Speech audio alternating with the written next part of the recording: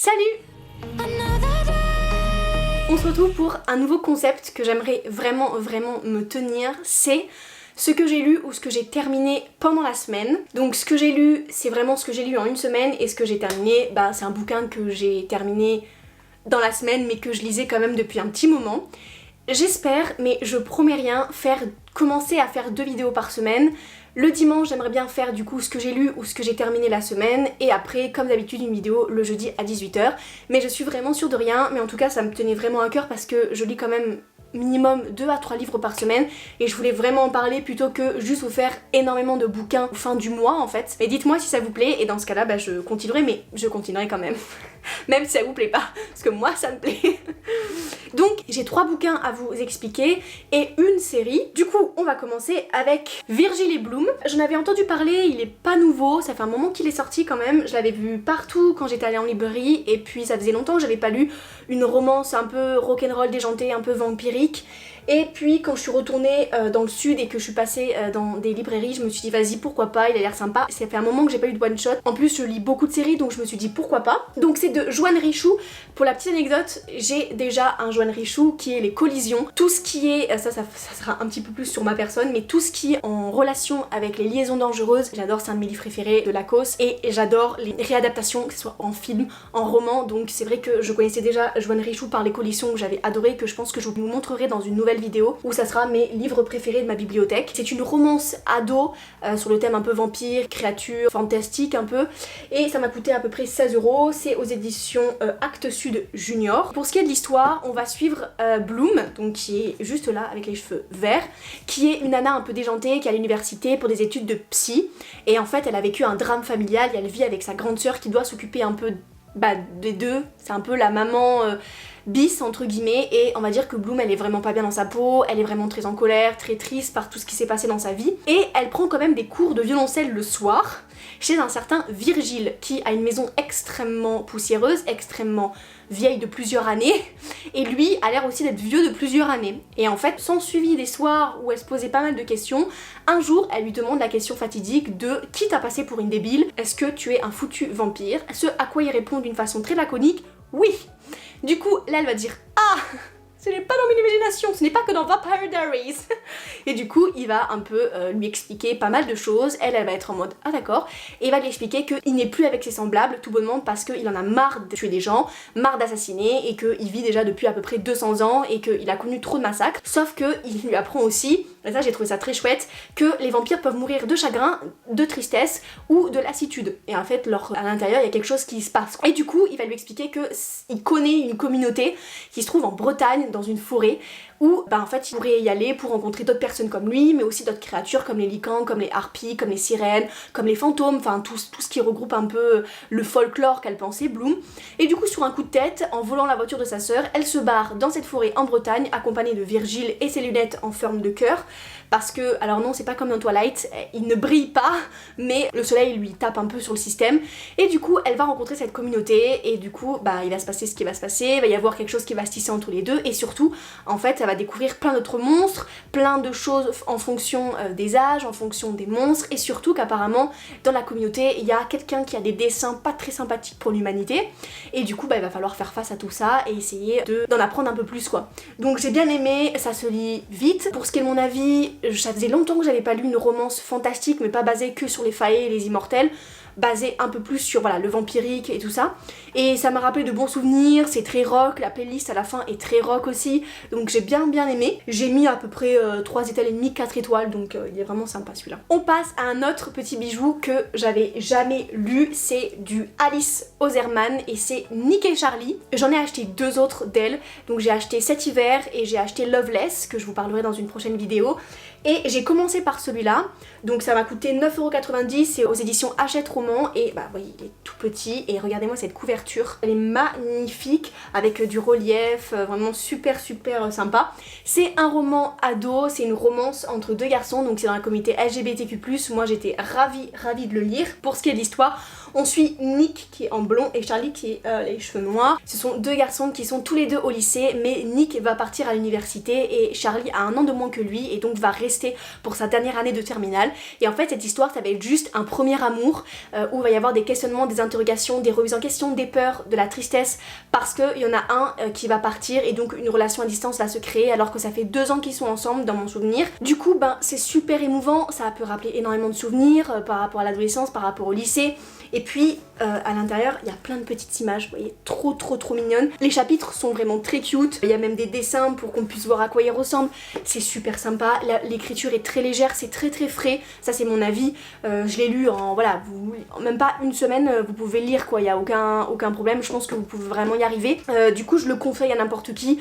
C'est très frais et j'ai très hâte de lire les deux autres, c'est une bouffée d'air frais celui-là. On va continuer avec une série, évidemment j'ai terminé avec ma petite liseuse, comme ça je peux lire la nuit jusqu'à 2h du matin sans emmerder personne, ça c'est hyper pratique, vraiment révolutionnaire. J'ai terminé la série Sinner, donc ça m'a coûté à peu près, des fois ça me coûte rien parce que j'ai abonnement, ou des fois ça coûte entre 4 et 5 euros. C'est de la new romance, c'est de la dark romance, il y a des scènes explicites et il y a des trigger warnings, donc faites bien attention, renseignez-vous quand vous allez le lire. Je vais vous expliquer évidemment que le tome 1 parce que comme d'habitude si je vous explique tous les autres tomes vous allez complètement être spoilés. Les personnages secondaires qui apparaissent dans le premier tome sont évidemment les personnages principaux des prochains tomes. Ce sont souvent les meilleurs amis du héros dans le premier tome et pareil pour les personnages féminins. On suit là dans le premier tome ce qui s'appelle Vicious, il y a 4,05 tomes, oui, Vicious, Devious, Scandalous, Furious et Sulfurous, mais Sulfurous c'est le 0,5 tome, c'est genre un préquel. Pour le tome 1 c'est Vicious, donc là on suit Emilia qui en fait est une jeune fille qui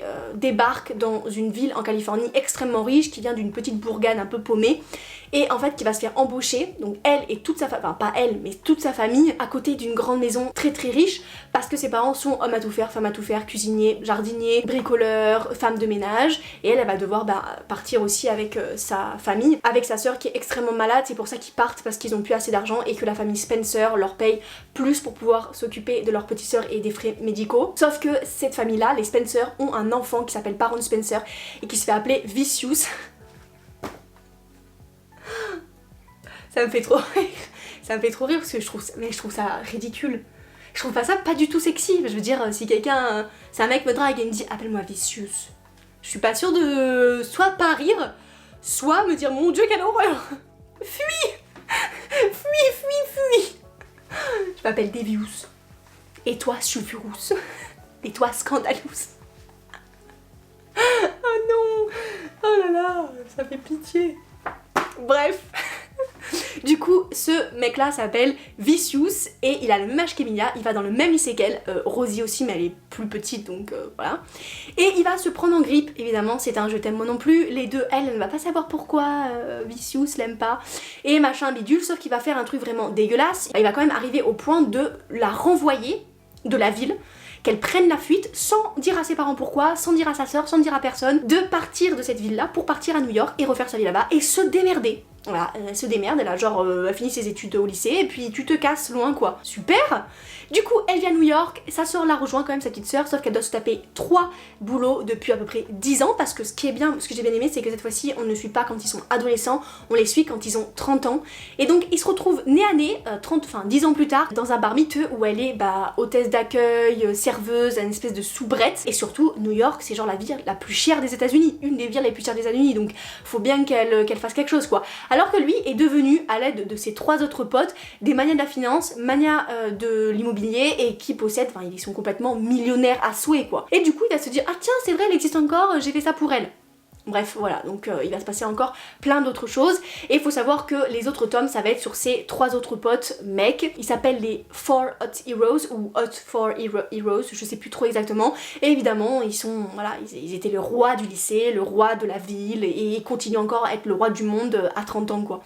Alors que les protagonistes féminines ont souvent rien du tout. Et ça pour ce qui est mon avis, c'est ça qui me dérange, c'est que niveau rebelle, il n'y a pas trop, c'est souvent j'ai besoin d'aide, j'ai besoin qu'un homme me secourt. Et encore, moi j'adore l'histoire d'amour un peu, voilà, un peu sexy, un peu Enemies to Lovers, et j'ai bien aimé l'histoire. En plus c'était une dark romance, donc beaucoup moins hard que celle que j'avais lue de Penelope Douglas, j'étais moins choquée. Mes trigger warnings étaient moins affolés quoi, mais ça restait quand même des filles qui avaient quand même besoin d'aide et qui étaient pas trop rebelles. Mais à certains moments, déjà l'apparence physique, la façon de s'habiller, moi j'aimais beaucoup Emilia, la façon de se battre contre sa maladie de Rosie, et j'ai beaucoup aimé aussi l'histoire, donc la troisième je crois c'est, ouais, Scandalous, l'histoire de Trent qui a une fille alors qu'il ne veut pas de fille, et en plus cette fille ne parle pas. Donc ça c'est une autre histoire, c'est l'avant-dernière, et là j'ai trouvé l'histoire plutôt sympa, ça change de l'ordinaire. Je les ai mis en bien, c'est pas non plus les séries que je préfère entre guillemets, mais ça se laisse lire. Et puis le dernier c'est sur un mec qui n'a absolument rien à voir avec les 4 autres, et qui apparaît à la fin du 3e tome, et du coup elle a fait un tome sur ce mec là. Plutôt sympa aussi, sur une nana complètement brisée aussi, mais qui a quand même besoin d'aide alors qu'elle pourrait s'en sortir elle-même. Mais j'ai trouvé ça quand même sympa, donc j'aime quand même LG Shane, donc c'était plutôt cool à lire. On va terminer avec celui-là, qui s'appelle Enchantement of the Raven. C'est de Margaret Rogerson. Bon, évidemment, je suis toujours une quiche en anglais, ça n'a pas changé. Donc, de l'édition Big Bang, ça m'a coûté 16,90 €. C'est encore un one-shot, c'est une romance fantasy. Regardez-moi cette couverture. Elle est magnifique. Je sais pas qui c'est qui l'a illustré, mais je crois que j'étais pas la seule à l'avoir dit. Sur les réseaux sociaux, j'ai vu pas mal de commentaires de ce genre-là, et franchement, elle est fantastique, elle est très très belle. Même le premier bouquin est superbe. D'ailleurs, en parlant de ça, je n'ai pas lu le premier bouquin qui avait fait un carton, et il faudrait peut-être que je le lise.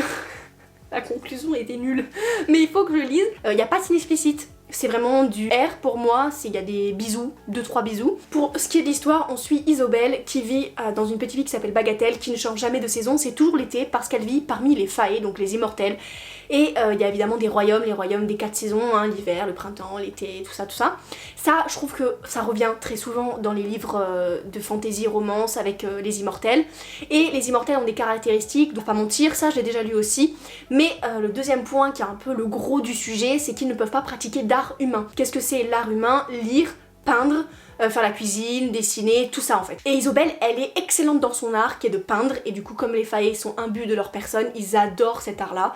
Du coup ils viennent énormément pour avoir des super belles peintures, et du coup une peinture contre un enchantement, c'est souvent d'ailleurs comme ça que c'est la monnaie d'échange. Sauf qu'il y a énormément d'humains qui veulent absolument être comme des faées, et ils demandent des sorts vraiment cons, excusez-moi, mais pleurer des perles d'or, c'est pas ouf, là, tu sais bien qu'à la fin ça va causer ta perte. Alors que Isobel, elle est plutôt du genre demander à ce que ses poules font tout le temps des œufs, porter un enchantement pour protéger sa maison, parce qu'elle est élevée par sa tante, parce qu'elle a subi aussi un drame familial, et elle a 2 sœurs, ça m'a fait mourir de rire, mi-humaine, mi-chèvre, parce qu'il y a un enchantement qui s'est pas très bien passé avec un faillé un peu bourré. Les pauvres, mais je trouve ça trop drôle parce que du coup elles sont trop mignonnes, et puis il y a beaucoup d'humour suite à cet enchantement là. Et un jour elle entretient une relation plutôt privilégiée avec un de ses faées qui s'appelle Mouche, qui vient très souvent, qui lui dit qu'il a fait des pieds et des mains pour que le prince de l'automne, donc Corneille, vienne pour se faire peindre le portrait. Alors ça fait des années qu'il avait pas mis un pied dans Bagatelle, pour on ne sait pas quelle raison, parce que souvent les faées viennent tous à Bagatelle pour différents arts entre guillemets. Et un jour il passe le pas de sa porte, et donc elle est en mot choquée parce qu'elle a jamais réussi à avoir de prince chez elle pour peindre son portrait, et il y a quelque chose qui se tisse entre eux. Ils arrivent à avoir une entente plus que cordiale, mais rien de plus. Elle lui peint son portrait, elle trouve des trucs, elle trouve que c'est son meilleur portrait, son meilleur art de toute sa vie. Lui il repart un peu précipitamment en disant vous me ferez livrer mon portrait, au revoir, je reviendrai plus jamais. Elle essaye de se faire sortir de la peau et de la tête, mais elle y arrive pas trop. Et un jour, il revient très en colère en lui disant que quand il a déballé son portrait devant toute sa cour, et ben tout le monde avait fait ah, oh, genre vraiment, elle a fait une faute. Elle a fait une faute, comme si, je sais pas, elle avait dessiné un énorme nez, ou je sais pas, il y avait des trucs à couler. Elle a fait une énorme faute, et il demande complètement réparation. Donc pour ça, il faut qu'elle vienne dans son royaume, dans un tribunal, pour se faire juger, pour que lui ait sa fierté en fait. Et du coup, sans prévenir personne, il la prend sous le bras et il l'entraîne dans la forêt pour l'emmener dans son royaume. Et là, le problème, c'est qu'il y a un grand périple, et ils peuvent pas claquer des doigts et s'y rendre comme ça. Du coup, ils doivent passer par plusieurs royaumes avec des problèmes politiques, avec des créatures que ça bouffe les humains en 2 secondes. Donc lui, c'est autre chose, mais il faut qu'il la protège. Et surtout, en fait, ils vont se tisser des liens un peu plus compliqués. Pour ce qui est de mon avis, là, pour le coup, c'est une femme rebelle. Du début jusqu'à la fin, elle est badass, elle se laisse pas faire. C'est elle qui essaie de trouver un peu comment se démerder de toute cette embrouille. Et surtout, il y a un tout petit je t'aime moi non plus, mais après ça s'effrite parce que lui, en fait, il devient hyper cute. Il devient un peu espèce de gros bébé qui sait pas trop comment faire avec une humaine, avec les sentiments qui se dégagent de lui, comment faire pour l'apprivoiser, puis tout ça, donc c'est vraiment très mignon. C'est un one shot, donc moi je pensais que ça allait être très compliqué, surtout dans ce genre de décor, dans ce genre d'histoire, de faire vraiment une histoire en un si petit tome, et en fait pas du tout. L'histoire était super bien, le fil rouge était super bien tenu. Moi ce qui m'a dérangé c'est plutôt sur les sentiments, si je devais mettre genre, parce que j'ai mis 4 étoiles, l'étoile qui manque c'est plutôt parce que j'avais l'impression que dans les sentiments d'Isobel n'étaient pas assez exploités ou qu'ils étaient exploités carrément à la fin et qu'on exploitait que les sentiments de Corneille. C'est un parti pris je pense et puis c'est mon humble avis, mais j'ai quand même été très agréablement surprise par ce bouquin là et je souhaite lire l'autre bouquin qu'elle a fait parce que c'est très très chouette. Voilà, on a fini avec les livres et les séries que j'ai lues ou que j'ai terminées cette semaine. J'espère que ce format vous aura plu parce que moi je me suis régalée à le faire.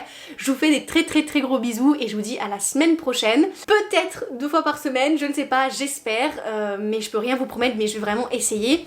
Je vous invite à liker, à partager et à vous abonner, ça fait extrêmement plaisir et surtout ben ça m'aide énormément. Donc je fais des très très gros bisous.